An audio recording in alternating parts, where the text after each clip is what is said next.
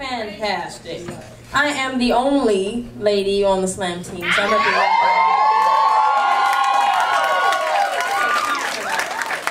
My name is Treesje Powers, and this is my first year on the slam team with fellas, but this is for all my girls. Yeah!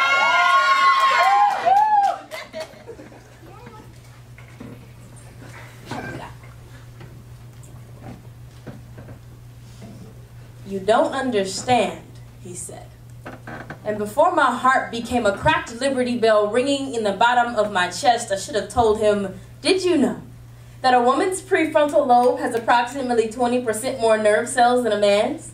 This is the part of the brain that is responsible for language and the ability to multitask. And I have managed to love you, earn 2 degrees, work full-time, never cheat, never miss a beat, and when I asked you to love me in the same way, can you believe he simply claimed, we're just wired differently? By robotically denying my emotional needs. See, the initial spark of schoolgirl crush was just the explosion of heartbreak I never saw coming. Ladies, have you ever loved a man who couldn't wake up from his dreams long enough to see that you were still laying next to him in his reality? While wearing lace panties, holding a glass of hot chocolate, smiling and singing your favorite song, and your dreamer will still manage to tell you you're not supportive enough. Supportive. Yes, supportive is standing by you when you got your car repoed and lost your job in the same month. Supportive is agreeing to go Dutch for 6 months straight. Supportive is staying up till 3 a.m. to write the essay that got your ass into grad school. Supportive is being your best friend, your wife, and your mother all in time just to still become a distraction.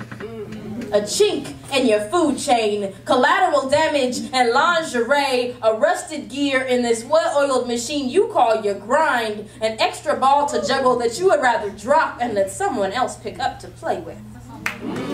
For you to confess, without so much as ocean mist in your eyelashes, that you are drowning, and a relationship is just too much for you to manage, that we're just wired differently.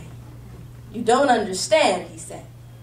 And instead of begging him to stay and trying to convince him that I would be a pretzel and a rubber band, if he would just retwist his words and stretch his imagination long enough for us to still be together, I should have told him, honey, you are not the first.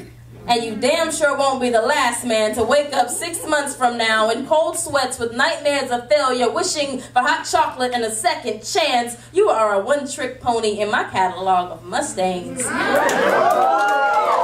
Boys like me, men love me, but more importantly, I love myself. And I'll be damned if I let a man put me on a shelf until he has time to love me properly. So I dance naked in my mirror so my underwear remember they still have something to look forward to long after you are gone.